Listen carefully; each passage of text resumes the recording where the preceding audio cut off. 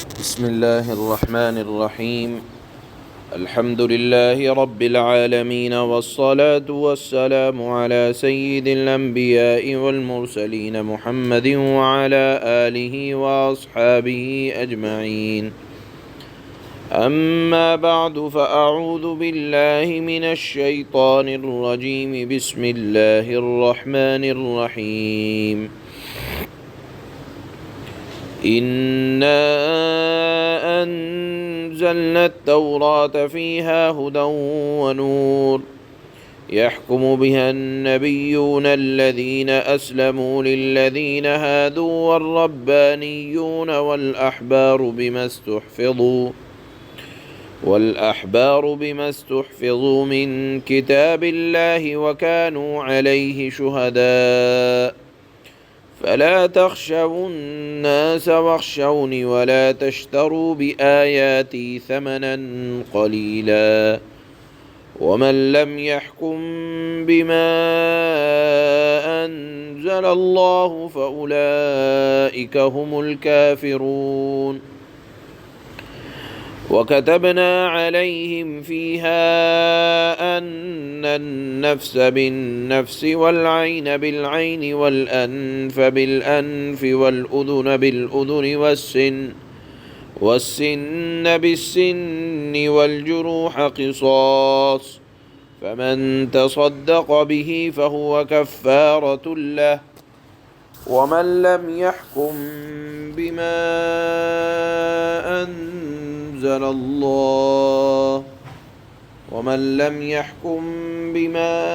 أنزل الله فأولئك هم الظالمون. صدق الله مولانا العلي العظيم. اللہ نے ان آیات میں یہود کو توریت کے احکامات کی ناقدری کرنے پر تنبیہ فرمائی ہے۔ ان آیات میں اللہ نے ارشاد فرمایا انا انزلنا التوراۃ فیہا ھدی ونور،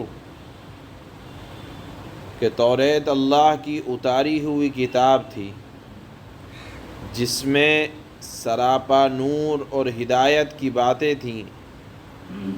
بنی اسرائیل کے زیادہ تر انبیاء اور اللہ والے لوگ سب اسی تورات سے فیصلہ کیا کرتے تھے۔ یحکم بها النبیون الذین اسلموا للذین ہادوا والربانیون، ربانی کہتے ہیں اللہ والے، انبیاء اور اللہ والے لوگ اسی کے اعتبار سے فیصلہ کیا کرتے تھے، لیکن قرآن کے نازل ہونے سے پہلے کا جو زمانہ ہے، جس وقت دنیا میں گمراہی عام ہو چکی تھی، اللہ تعالیٰ اس وقت کے علماء کا حال بیان کرتے ہیں کہ وہ توریت کے اندر رد و بدل کیا کرتے تھے، اس کے احکامات کو ضائع کیا کرتے تھے اور خواہشات کے مطابق فیصلہ کیا کرتے تھے، پیسے لے کر اس کے مسائل کو غلط سلط بیان کیا کرتے تھے۔ وہ توریت کی حفاظت تو کیا کرتے، اس کے اندر رد و بدل کیا کرتے تھے۔ تو اللہ تعالیٰ نے ارشاد فرمایا علماء یہود کو کہ توریت کے احکامات کو صحیح پہنچاؤ، صحیح بیان کرو۔ اور پھر اللہ نے فرمایا کہ خدا کے حکم کو بیان کرنے میں بزدل نہ بنو، فلا تخشوا الناس واخشونی، اگر ڈرنا ہے تو اللہ کی ذات سے ڈرو۔ اور پھر فرمایا ولا تشتروا بآیاتی ثمنا قلیلا، میری آیات کو، میرے احکامات کے بدلے متاع قلیل، یعنی پیسے لے کر مت بیان کرو، اس کے اندر رد و بدل مت کرو، چونکہ اللہ کے نبی صلی اللہ علیہ وسلم کے متعلق توریت کے اندر موجود تھا کہ وہ نبی آئیں گے، یہاں پیدا ہوں گے، یہاں ہجرت کر کے آئیں گے، ان کے صحابہ ایسے ہوں گے، ان کے ساتھ دینے والے ایسے ہوں گے، تو وہ ان احکامات کو بھی چھپایا کرتے تھے۔ اللہ نے فرمایا کہ سب سے پہلی بات کہ اللہ کا حکم ببانگ دہل بیان کیا جائے گا، علی الاعلان بیان کیا جائے گا۔ اللہ کے حکم کو بیان کرنے میں کوئی پس و پیش نہ ہو، اور لوگوں سے مت ڈرو کہ اگر ہم اللہ کا یہ فیصلہ، یہ حکم بیان کریں گے دنیا ہماری مخالف ہو جائے گی۔ اللہ کا حکم بیان کرنے سے اگر دنیا مخالف ہوتی ہے تو ہو، کیونکہ ڈرنے والی ذات تنہا صرف اللہ کی ہے۔ نفع نقصان پہنچے گا یا اگر فائدہ پہنچے گا تو اللہ کی طرف سے، اعمال بد پر پکڑ آئے گی تو اللہ کی طرف سے۔ لہذا فرمایا لوگوں سے نہ ڈرو، وخشونی، اور مجھ سے ڈرو، اور میری آیتوں کو اللہ نے فرمایا تھوڑے سے پیسے کے عوض اس کے اندر رد و بدل مت کرو، مت بیچو، حقیر معاوضہ لے کر اللہ کے احکام میں رد و بدل مت کرو، اور اچھی طرح سمجھ لو کہ جو اللہ کے نازل کیے ہوئے حکم کے مطابق فیصلہ نہ کرے گا فَأُولَئِكَ هُمُ الْكَافِرُونَ، تو اللہ نے فرمایا وہی لوگ بالکل کافر ہیں۔ یہاں اللہ تعالیٰ نے، چونکہ پیچھے سے مضمون یہ چلا آ رہا ہے کہ یہود نے قصاص میں یہ بدلاؤ کیا تھا کہ اگر کوئی اونچے خاندان کا آدمی کسی کو قتل کر دیتا تو چونکہ مالدار گھرانے کے آدمی نے کیا ہے، لہذا کہتے کہ اس کا منہ کالا کر کے اس کو شہر میں گھما دیا جائے یا اس کے درے لگا دیے جائیں، اور اگر وہیں کوئی غریب آدمی، غریب خاندان کا آدمی قتل کر دیتا تو اس کو قصاصاً قتل کیا جاتا۔ تو اللہ نے فرمایا کہ یہ میں نے امیر اور غریب کی تفریق نہیں کی ہے، قصاص میں امیر ہو غریب ہو، حتیٰ کہ بادشاہ بھی ہو، اگر ظلم کیا ہے قصاصاً قتل کیا جائے گا۔ یہ احکام توریت میں موجود تھے، تو اللہ نے فرمایا کہ اگر کوئی اس کے اندر اس طرح کے رد و بدل کرے گا کہ اللہ کا یہ فیصلہ نہیں یہ فیصلہ ہے، تو جو شخص اللہ کے احکامات کو رد و بدل کرتے ہیں تو وہ بڑا ظلم کرنے والے ہیں۔ اس کے بعد اللہ نے فرمایا کہ ہم نے توریت میں فیصلہ کیا تھا وَكَتَبْنَا عَلَيْهِمْ فِيهَا أَنَّ النَّفْسَ بِالنَّفْسِ وَالْعَيْنَ بِالْعَيْنِ وَالْأَنْفَ بِالْأَنْفِ، کہ اگر کسی نے کسی پر ظلم کیا ہے تو جان کے بدلے جان ہے، اگر کسی نے کسی کو جان سے مارا ہے تو قصاصاً قتل کیا جائے گا، الا یہ کہ مقتول کے ورثاء معاف کر دیں، قصاص نہ لیں تو پھر دیت۔ اسی طرح اللہ نے فرمایا والعین بالعین، جہاں برابری سرابری کا معاملہ ہے وہاں برابری سرابری کے ساتھ فیصلہ کیا جائے۔ کسی نے کسی کی آنکھ کو ضائع کیا تو آنکھ کو ضائع کیا جائے۔ والانف بالانف، کسی نے کسی کی ناک کو خراب کیا تو ناک کو۔ والاذن بالاذن، اگر کسی نے کسی کے کان کو کاٹا ہے تو کان برابر سرابر ہے۔ والسن بالسن، اور دانت کے بدلے دانت۔ والجروح قصاص، اور خاص زخموں کا بدلہ بھی ہے۔ پھر اللہ نے فرمایا فمن تصدق به، جو شخص معاف کر دے اپنے قاتل کو یا اپنے نقصان پہنچانے والے کو، فہو کفارۃ اللہ، تو وہ اس کے لیے کفارہ ہو جائے گا۔ ومن لم يحكم بما انزل اللہ فاولئک هم الظالمون، اور جو شخص خدا تعالیٰ کے نازل کیے ہوئے حکم کے موافق فیصلہ نہ کرے تو ایسے لوگ بالکل ظالم ہیں۔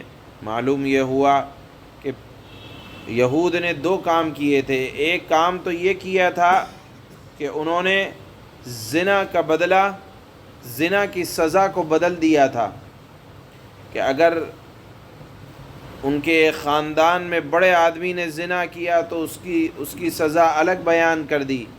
اسی طرح ایک شخص نے، قبیلہ بنو نذیر کے ایک آدمی نے قتل کیا تو یہ فیصلہ کر رکھا تھا کہ بنو نذیر کا کوئی آدمی اگر قتل کرے گا تو اس کو قصاصاً قتل نہیں کیا جائے گا۔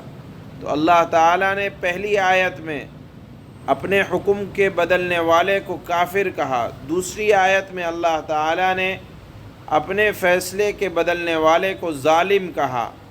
تو علماء نے لکھا ہے وہاں کافر اس لیے کہا کہ وہاں زنا کی سزا کو بدلا، اور دوسری آیت میں اللہ تعالیٰ نے ظالم اس لیے کہا کہ انہوں نے قصاص میں بڑے خاندان والے لوگوں کو قتل نہیں کیا کرتے تھے، لہذا ان کو اللہ تعالیٰ نے ظالم کہا۔ یہاں سمجھ لینا چاہیے کہ قصاص کے متعلق قصاص وہیں لیا جائے گا جہاں ناحق قتل موجود ہو۔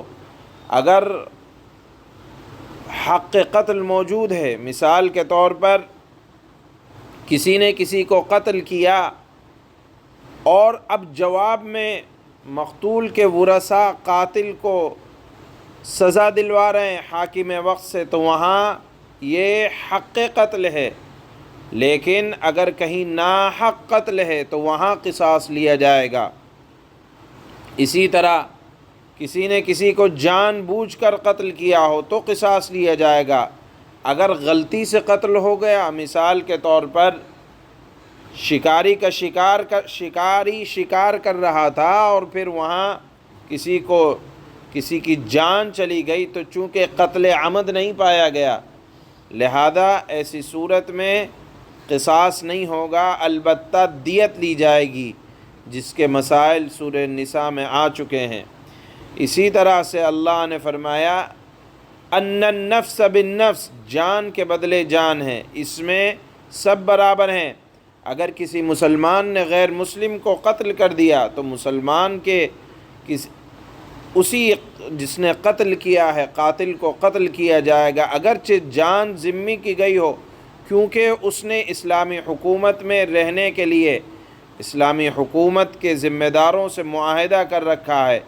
اس کے اندر قصاص کے اندر جان کے اندر امیر غریب رعایا بادشاہ سب کے سب برابر ہیں۔ اسی طرح سے قصاص جو جاری کرے گا وہ حکومت وقت کے نمائندے کریں گے۔ جس کی جان گئی ہے مقتول کے ورثاء خود قتل نہیں کریں گے، بلکہ بات قاضی کی عدالت میں جائے گی، وہاں جرم ثابت ہوگا اور اس کے بعد قاضی قصاص میں فیصلہ کرے گا۔ ایک بات اور یاد رکھنی چاہیے کہ اگر مقتول کے ورثاء میں سے جس کا کوئی آدمی قتل ہوا ہے، اگر اس کے ورثاء بہت سارے ہیں اور کوئی ایک اپنا حق معاف کر دے، تو پھر اب بقیہ جتنے ورثاء ہیں وہ قاتل کے قتل کا یا قصاص کا مطالبہ نہیں کر سکتے۔ اگر مقتول کے ورثاء میں سے کسی ایک نے بھی معاف کر دیا تو قصاص ختم ہو جائے گا۔ ہاں بقیہ اولیاء اگر چاہیں گے تو خوں بہا لے سکتے ہیں۔ دوسری بات جو دوسری آیت میں بیان کی گئی ہے، قرآن کا جو حکم ہے وہ ہے کہ اگر کسی نے جان کے بدلے تو جان آ گئی لیکن اعضاء کو تلف کیا ہے تو اس کے اندر مساوات برابری اگر پائی جاتی ہے تو برابری کا حکم ہے۔ البتہ یہاں یاد رکھنا چاہیے کہ اس میں بھی برابری کرنا، جیسا کہ اللہ نے فرمایا، یہ حکومتی اعتبار سے مساوات کا فیصلہ حکومت کرے گی، ہم میں سے یا جس کا ضائع ہوا ہے وہ کوئی خود فیصلہ نہیں کر سکتا۔ لیکن اللہ نے فرمایا کہ اگر معاف کر دو گے تو یہ بہت اچھی بات ہوگی۔ یہ اسلامی احکام ہے جس کی تفصیل فقہ کی کتابوں میں موجود ہے۔ اسی طرح کے احکامات توریت میں بھی تھے تو ان لوگوں نے رد و بدل کیا۔ اللہ تعالیٰ نے ان کو متنبہ کیا کہ دیکھو اللہ کے احکام جیسے ہیں ویسے لوگوں تک پہنچاؤ، اس کے اندر کسی طرح کی رد و بدل کی گنجائش نہیں ہے۔ اللہ فرماتے ہیں إِنَّا أَنزَلْنَا التَّوْرَاةَ فِيهَا هُدًى وَنُورٌ يَحْكُمُ بِهَا النَّبِيُّونَ الَّذِينَ أَسْلَمُوا لِلَّذِينَ هَادُوا والربانيون والأحبار بما استحفظوا من كتاب الله وكانوا عليه شهداء۔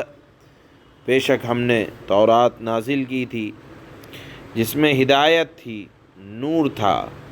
تمام نبی جو اللہ کے فرمانبردار تھے اسی کے مطابق یہودیوں کے معاملات کا فیصلہ کرتے تھے،